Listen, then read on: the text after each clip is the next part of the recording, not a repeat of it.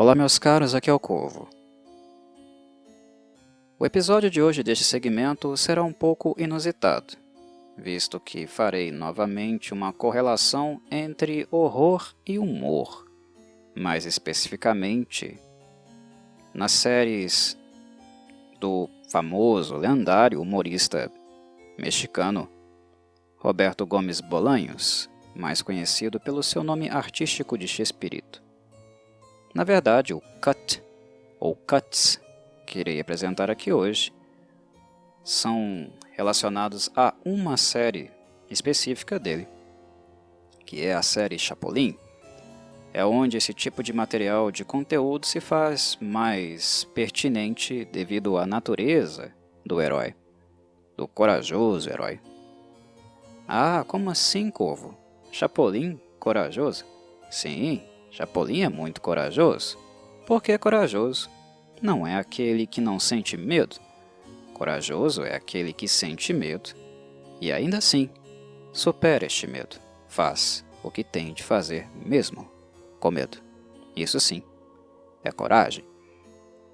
Chapolin pode ser, como dizia o próprio humorista no seu texto, Roberto Gomes Bolanhos fazia troça do seu personagem.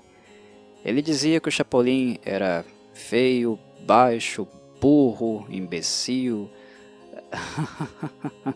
Mas uma coisa que Bolanhos jamais disse do Chapolin, jamais negou isso a ele, foi que ele era covarde. Chapolin jamais foi covarde. Ele é bastante corajoso. E como ele é alguém corajoso, e que nesse sentido supera o seu medo, sente medo, mas o enfrenta mesmo assim, uma forma de colocar o seu personagem diante de uma situação temerária é aproximando-o, de certo modo, de conceitos, de momentos de horror. Então, deste modo, é mais do que natural pensarmos que obras de horror seriam incorporadas, ou conceitos iriam ser incorporados em Chapolin, porque este é um campo fértil para que eles aconteçam. Fantasmas, monstros clássicos, né, da Universal, vimos vampiros, múmias, o próprio Frankenstein em episódios do Chapolin. Inclusive, não é a primeira vez que eu falo sobre isso aqui no canal. Hoje estarei fazendo um cut, falando sobre um aspecto em específico. Irei me aprofundar mais, focar mais neste aspecto individual.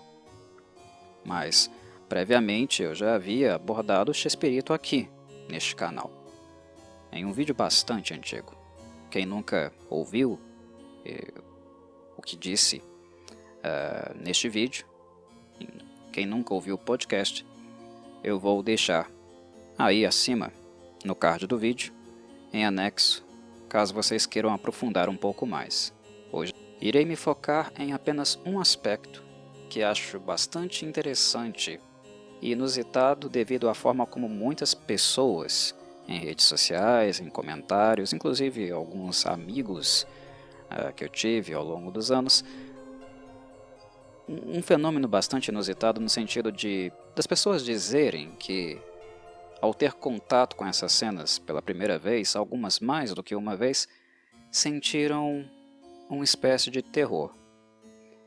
E isso é bastante estranho, inusitado mesmo, porque quando pensamos em Chapolin, Chaves, a última coisa que nós pensamos é em sentir medo.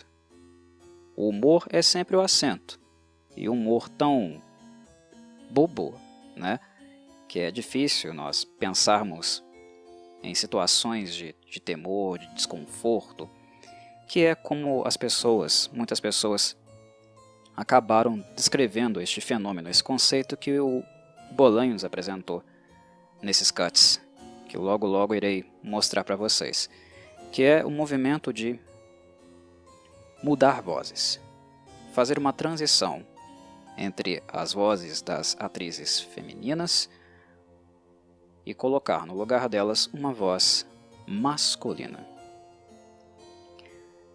Quando as pessoas falam sobre isso, nossa, morri de medo dessa cena, ou essa cena me deu desconforto. Como vocês, eu fico pensando, mas peraí, é Chespirito, por que uma pessoa poderia estar sentindo medo por causa de uma cena como essa? Ou tenha ficado desconfortável? E eu comecei a refletir, entrei no meu próprio baú mental, nas minhas memórias de infância e tentei puxar lá no fundo, tentar me recordar da primeira sensação que eu tive quando criança, na primeira vez que eu vi estas cenas. As cenas em questão que vou mostrar para vocês pertencem a 2 episódios em especial. O primeiro é Não Te Enrugue Couro Velho, que te quero para tambor, que é disparado um dos meus preferidos de Chapolin. E a segunda cena é de um episódio que, se eu não estou enganado, se a minha memória não me trai, é chamado de O Rei do Disfarce. No primeiro episódio que menciono, Florinda Mesa faz a transição para uma voz masculina. E no segundo será a Maria Antonieta de las Nieves. E há mais elementos do que apenas a transição de voz. Mas falando um pouco sobre essa minha memória infantil, eu me lembro de que eu não senti medo, até porque eu sou um corvo. E como um corvo, como sempre fui, quando era corvinho, já gostava de horror, desde pequeno. Então, eu não senti nada relacionado a um desconforto, como muitas pessoas dizem ter sentido com essa cena na primeira vez que viram. Até porque não se espera. De fato, talvez este seja um fenômeno interessante, notório por causa disso, as pessoas não estão esperando, né? Então, surpreende. Mas eu me lembro que, embora eu não tenha sentido exatamente medo, eu senti aquela coisa, uou, o que foi isso? Legal, gostei, porque eu gostava de horror. Mas aquela pontada de estranhamento, devido ao tônus da voz muito grave, a própria expressão das atrizes, pensando bem, sim, elas me causaram um certo impacto também. E devido ao nível de sensibilidade, ou às vezes crença, né? Relação que as pessoas têm, por exemplo, com elementos religiosos, coisas que vou falar daqui a pouquinho.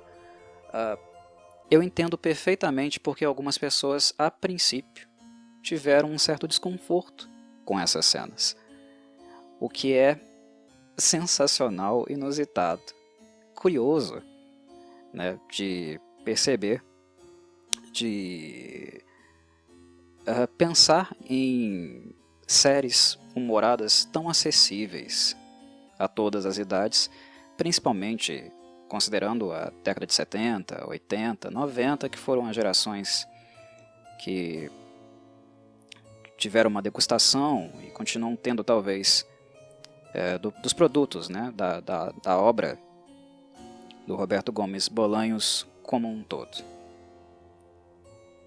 A partir daí eu me fiz algumas perguntas. O que de fato causa tensão ou causou desconforto nas pessoas com cenas como essas? Com o fato de Florinda e Maria Antonieta estarem mudando o tom de voz. Na verdade, não mudando o tom, né? A fala delas sendo substituídas por de outros atores homens. É o simples fato da mudança de voz ocorrer, de um corpo feminino ter um tom de voz grave? É isso que causa o desconforto? Eu penso que não é exatamente isso. Mas antes de discutir este fenômeno em si, vamos primeiro rever essas cenas, para refrescá-las um pouco na memória daqueles que possivelmente devem ter esquecido delas. Vamos lá? Coisa sobre o perigoso bandido que fugiu da prisão. Para conseguir escapar, ele saiu disfarçado de mulher, com peruca loira, casaco de couro preto e calças marrons. Suspeitei desde o princípio. Obrigado por cuidar do cachimbo, Chapolin.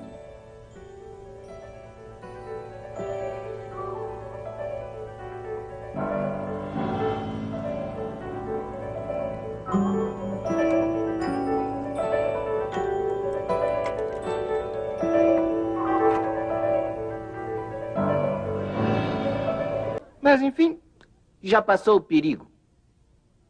Tem certeza, Chapolin Colorado?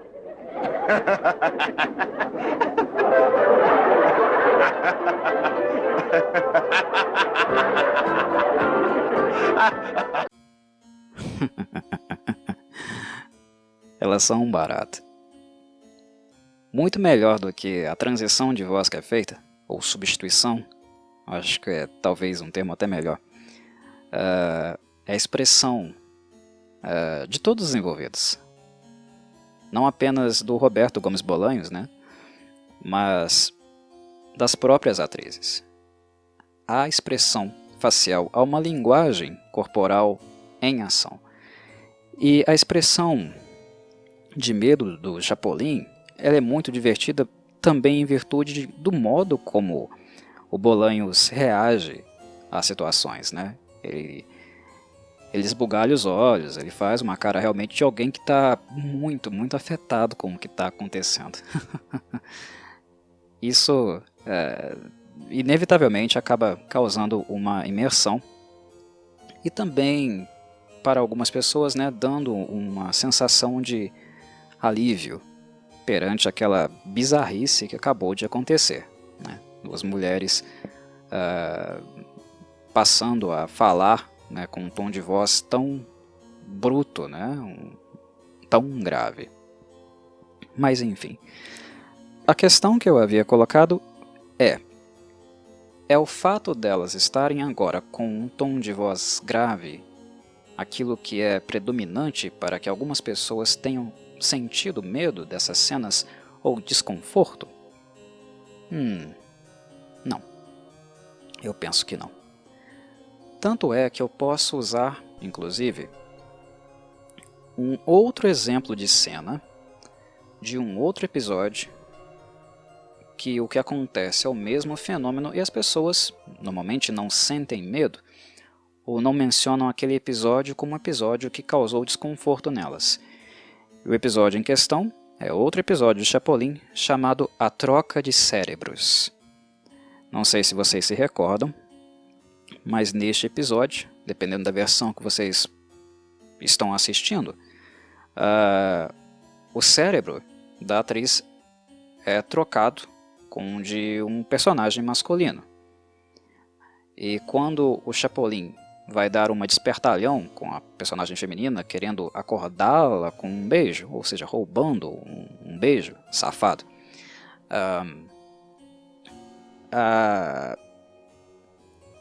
o personagem acorda, né, mas com, entre aspas, a personalidade, né, o cérebro do homem dentro do corpo da mulher, e ele fala algo mais ou menos assim: sem essa de beijo, sem essa de beijo. E é como o Chapolin coloca, né? Ele tem voz, ela está com voz de sargento rabugento. E é uma voz grossa. Com aquela cena nós rimos, nós não temos desconforto. É muito raro, eu pelo menos nunca vi uma pessoa na internet dizer que aquela cena causou desconforto de qualquer espécie. Então por que algumas dizem que com a Florinda aqui e a Maria Antonieta nesses cuts tiveram um desconforto? Não é pelo simples fato da voz estar grave.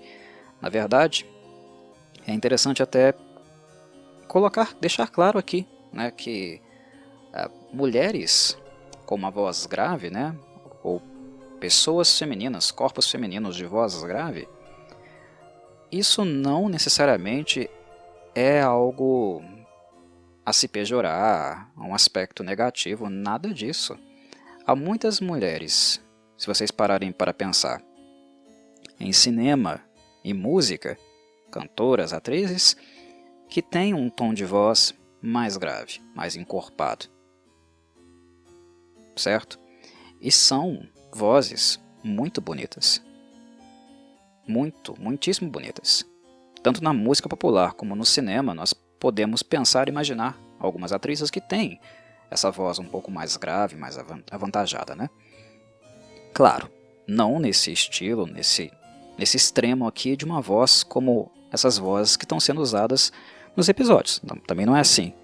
mas são vozes mais graves, mais bonitas, e que também não nos causa asco ou nenhum tipo de sentimento estranho. Longe disso, certo? A questão em si não é com a voz, mas de um ponto de partida para um ponto de chegada. Para mim, a questão está na transição. Quando nós ouvimos uma mulher de voz mais encorpada grave cantar ou falar, é algo perfeitamente natural. Não é algo que nos agride de certo modo, ou nos surpreende. O susto reside na surpresa. O desconforto reside naquilo que você não estava esperando e de repente, pá! Veio de uma vez na sua cara, ou melhor, nos seus ouvidos. Eu imagino que o susto é oriundo dessa transição, porque é uma transição tanto inesperada, mas também ao mesmo tempo abrupta. Garanto que todo mundo que assistiu pela primeira vez estes 2 episódios não esperavam essa transição. Mas aí alguém pode me questionar, mas Corvo, lá no episódio da troca de cérebros também não teve uma transição. Ok, não teve, mas nós esperávamos que isso iria acontecer, certo? A troca de cérebros. De algum modo nós havíamos sido preparados, havíamos sido avisados de um determinado modo, né, pelas pistas que o episódio deu, a intencionalidade e o objetivo do episódio. Nós estávamos preparados psicologicamente, né, sensoriamente, para que a mudança fosse acontecer. Que a personalidade, voz masculina possivelmente iria passar para o corpo da mulher. Aqui não. Não há aviso. Nós não sabíamos que a Florinda iria falar grosso de repente daquele jeito. E muito menos a Maria Antonieta de las Nieves. Quem possivelmente conhecia o Chapolin e alguns plot twists que tem na série, na franquia, talvez pudesse antecipar, caso esse episódio em si, esse episódio em questão, ambos, né, fossem aqueles vistos por último, por essas pessoas. Mas mesmo assim, é algo inesperado, é de repente. O episódio não nos dá muitas pistas que isso vá acontecer. Talvez o episódio do Rei dos Disfarces dê, de certo modo, né? Mas não é algo tão óbvio, tão na cara como no episódio da troca de cérebros. Então é sim. Para muitas pessoas, principalmente de primeira viagem, que estão assistindo o episódio pela primeira vez, algo que é apresentado de maneira inesperada. É uma surpresa. Certo? E um segundo fator que eu acho bastante importante, eu acho que é imprescindível falar sobre ele, é também a parte cênica. Notem, reparem as feições da Florinda Mesa. Ela faz uma cara intimidadora, uma cara perversa, né? Ou pelo menos ela tenta fazer. Acho que funciona, principalmente com a voz masculina que colocam nela, certo? Pra mim funciona. É uma cara de vilania. E no momento que ela faz essa expressão pela primeira vez, coisa que ela não tinha feito no episódio inteiro, há um contraste. Então é a surpresa e o impacto apresentado pelo trabalho ali da transição de uma voz feminina para masculina e também a atuação cênica da Florinda. Com a Maria Antonieta de las Nieves, o trabalho dela é ainda melhor que o da Florinda. E o figurino também ajuda, né? Porque a Dona Neves, além de ser uma velha rabugenta, o jeito que ela foi montada, cabelos brancos, dentes podres, também ajudou. Convenhamos no impacto visual e auditivo que a transição de voz, a mudança de voz acabou provocando. A Maria Antonieta de las Neves, ela começa a rir com gosto, né? Ela começa a gargalhar forte, o corpo dela passa a se mover, ela move os ombros para cima e para baixo, a cabeça. Ela aparenta estar tendo um gozo absoluto com a cena. Gozo no sentido de prazer extremo, né? De estar gargalhando, zombando do Chapolin. E ela também faz isso com esse grau de perversidade, né? De alguém que está saboreando, né? O crime cometido, né? A infração cometida. Então essa parte da atuação ajuda também. Ajuda no impacto que a pessoa que está assistindo vai receber. Então também não... Eu estou falando tudo isso para colocar essa ênfase, esse acento que não é só o fato da voz feminina ser grave o que causa o medo, mas é todo esse conjunto de fatores. É tudo isso, né? Uma voz feminina grave não é atemorizante, não é feia, né? Do ponto de vista estético, não necessariamente. Para mim não é. Na verdade, todas as mulheres que eu conheci pessoalmente, ou artistas, com um tom de voz mais grave, nunca me incomodaram, me causaram qualquer tipo de aversão. Muito pelo contrário, né? Definitivamente não é o caso. Não é o caso. Mas são esses elementos que eu estou colocando, né? A surpresa, a maneira como a transição é feita, essa parte cênica, tudo isso influi. Mas tem um aspecto, e é o último aspecto que eu vou colocar aqui, que é o elemento cultural, é o elemento, na verdade, do senso comum, que é presente, né, na nossa representação de vozes, de verdade, de corpos femininos com vozes masculinas. Inevitavelmente, nós fomos muito afetados por uma obra que o Chespirito não necessariamente foi. E a obra que eu estou querendo colocar aqui como cabal para essa percepção que nós temos de corpos femininos com vozes masculinas é o filme The Exorcist, ou como é conhecido aqui, O Exorcista. Querendo ou não, é quase impossível não reconhecer isso.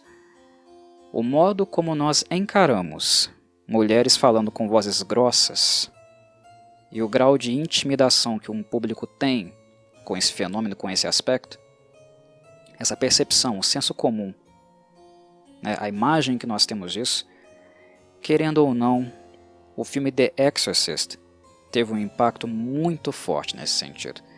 Não é a mesma referência, não é a mesma influência e inspiração do Chespirito, mas nós somos telespectadores de uma época diferente do humorista.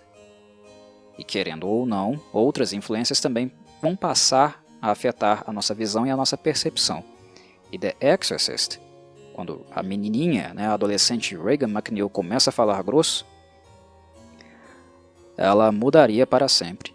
E até hoje, né, tem um impacto muito forte na maneira como nós degustamos cenas com mulheres falando grosso. É inegável. A referência do Chespirito para o horror, todos os elementos de horror que ele utiliza nos episódios de Chapolin, ou são oriundos da Universal, né, com seus Universal Monsters, os clássicos preto e branco da Universal, ou então mais recentes, mais contemporâneos à época dele, que eram os filmes da Hammer, os britânicos. Há elementos desse tipo de cinema na obra do Chespirito. Mas The Exorcist também é da década de 70. A inspiração de um filme tão brutal, tão impactante, não é presente na obra dele e nem seria. Eu acho que seria bastante improvável que o Chespirito fosse incorporar alguma coisa de The Exorcist, qualquer coisa que seja, em uma série, uma franquia de humor como Chaves e Chapolin. Eu acho completamente impensável. Principalmente pelo sucesso de The Exorcist, mas ao mesmo tempo, né, controvérsias, a maneira como o filme atraiu para si, né, uma fama de ser um filme bastante perturbador na época. Então era completamente improvável. As referências de Chespirito são mais artísticas. É mais design, é mais conceito, é até alguns estereótipos, né, que Universal e Hammer possuíam. É isso que nós vemos ser incorporados na vilania, né, nos antagonistas de Chapolin quase que o tempo todo, né, em episódios que tem monstros ou coisas desse tipo. Transição de voz não é algo que nós vemos no cinema clássico, nos Universal Monsters ou na Hammer. Não é um conceito comum. Mas The Exorcist marcou por isso. E marcou muito. Tanto é que quando nós pensamos em possessão, no fenômeno da possessão demoníaca em corpos femininos, o paradigma que se tem, como esses corpos vão reagir, falar. Todos os filmes de possessão com mulheres possessas têm esse traço. Notem, é repetitivo. E passou a ser mais recorrente em virtude da Regan McNeil. Em virtude da Linda Blair, da menina que interpretou a Regan. E o que foi feito com a voz dela. A cena mais notória de The Exorcist, mais impactante, eu diria, né? Principalmente no que diz respeito, né, a essa transição entre a voz de uma menininha para a voz masculina distorcida de um ser, né, um espírito que está tomando posse dela, é aquela da defloração, né? Perturbadora aquela cena, né? Let Jesus fuck you! Let Jesus fuck you! Depois a Regan gira a cabeça, né, sem se mover para trás, algo fisicamente impossível, olha para a mãe dela, né, e pergunta: You know what she did? Your cunty daughter? É perturbador. Para a década de 70 é uma cena completamente perturbadora. É absurdo. Eu imagino qual foi a reação das pessoas que puderam assistir essa cena no cinema lá nos anos 70. É coisa de maluco. E marcou muito. Quando as pessoas têm experiências com episódios de TV ou cinema, quando essa transição acontece da voz feminina para uma voz grave, normalmente o que vem na memória, a referência que ficou ali, incrustada, presa na mente das pessoas, é The Exorcist. Então essa transição normalmente é associada ao quê? Ao conceito do mal. Ela está próxima de algo impuro, de algo profano. E é essa profanidade que eu imagino que causa essa sensação que eu mencionei lá no começo, de medo ou desconforto, pelo menos na primeira vez, claro, né, que muitas pessoas tiveram quando assistiram esses episódios. Porque lá, no inconsciente, né, nas memórias, nos conceitos que as pessoas têm, né, devido a um grau de religiosidade que elas possuem, né, em virtude das crenças que elas seguem, talvez em virtude disso, aquele momento ali, aquela voz, aquela transição de voz tenha tornado suscetível nelas a imersão deste sentimento de algo maligno, algo maléfico, né? Um ser profano, quando na verdade, quando nós analisamos ambas as cenas, não tem nada a ver. São apenas disfarces. Florinda estava com uma peruca, que ela usou no episódio inteiro, e depois no final nós vemos essa peruca sendo retirada, mas no caso ela já estava no Horácio Gomes Bolanhos, né, no irmão do Roberto, que estava também com o mesmo figurino, e adicionalmente ali tem aquela máscara, né, de látex tosquinha, mas que ainda dá um efeito dramático, digamos assim, né, estético para a cena quando ele tira, E a cara dele tá uma cara de não muitos amigos, né? Uma cara feia. É só isso, era um disfarce. Nada mais, nada menos do que um disfarce. E no caso da Maria Antonieta de las Nieves, também um disfarce, é o próprio conceito, está no título do episódio. São disfarces, não tem nada de profano, né, de demoníaco relacionado a isso. Mas a percepção que se tem, graças à cultura popular, graças ao modo como The Exorcist mudou a percepção da possessão, dos demônios, desse fenômeno no cinema, e a maneira como isso foi incutido na nossa percepção, no nosso conceito, querendo ou não, as pessoas mais sensíveis e religiosas vão talvez ter essa sensação de que é algo profano que está acontecendo ali. E por isso podem ter essa sensação de medo ou desconforto na primeira vez, no primeiro vislumbre dessas cenas. Logo na primeira vez, isso bem claro. Ah, Corvo, mas será que é apenas isso mesmo? Não estou dizendo que é só isso que acontece. É uma hipótese, é apenas uma hipótese que eu queria levantar, colocar aqui neste episódio. Longe de querer dizer que foi só por isso que as pessoas ficaram desconfortáveis. Mas pelo menos, refletindo um pouco sobre esse assunto, é o que eu consigo imaginar. A possível explicação para esse medo ou desconforto.